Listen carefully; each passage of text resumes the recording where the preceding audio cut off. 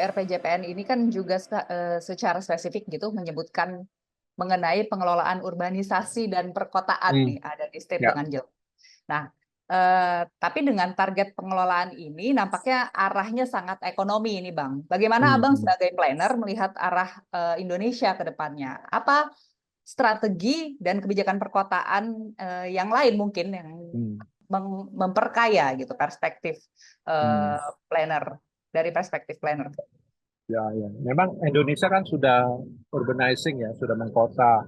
Lebih dari 50% penduduknya udah di kota dan diperkirakan sampai 65%. Artinya memang strategi perkotaan ke depan itu harus lebih eksplisit ya dan dieksekusi dengan lebih baik gitu. Nah, menurut saya ada 3 tipologi nih.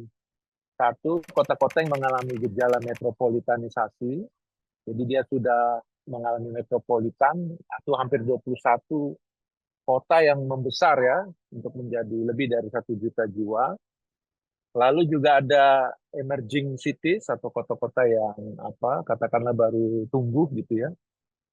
Dengan adanya investasi yang tinggi pasca UUCK, karena ekonomi berbasis ekstraktif ya, ada tambang gitu ya, ada sawit, sehingga kemudian dia mendatangkan banyak tenaga kerja dan kemudian terkonsentrasi dan tumbuh menjadi permukiman dan menjadi kota.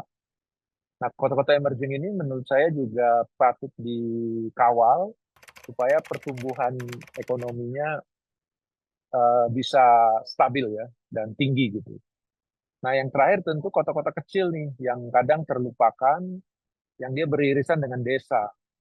Jadi harusnya desa bertumbuh bukan kemudian menjadi kota, tapi desa tetap menjadi kantong-kantong produksi dengan lahan dan maupun laut yang kalau dia desa pesisir ya, yang bisa dimanfaatkan. Nah, kota-kota kecil itu harus bisa bersinergi gitu.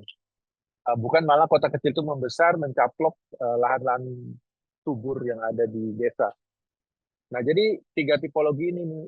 Artinya kalau kita bicara memang kalau dilihat di indikatornya itu perkotaan dan pedesaan yang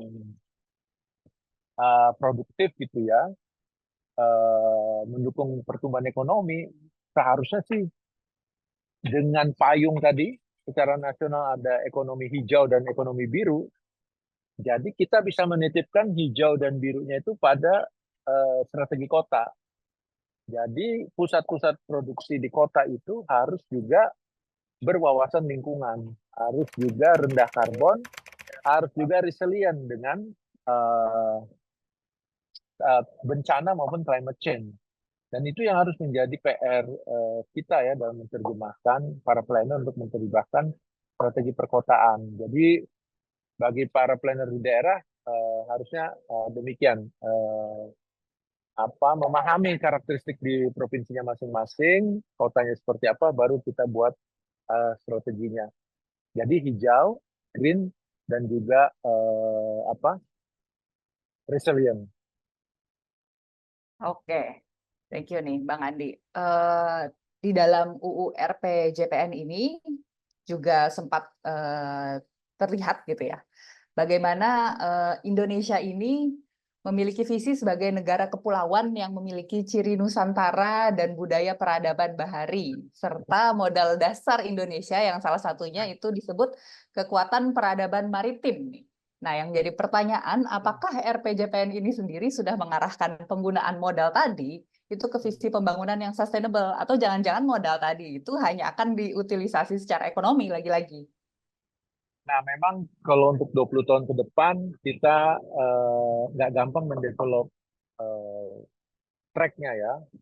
Tapi saya yakin di 5 tahun ini, kalau semua fokus ya pada mengoptimalkan sumber daya lahan kita, itu dan sumber daya manusia dan juga social capital dan cultural capital kita, maka kita bisa lebih baik dalam memenuhi target pembangunan kita.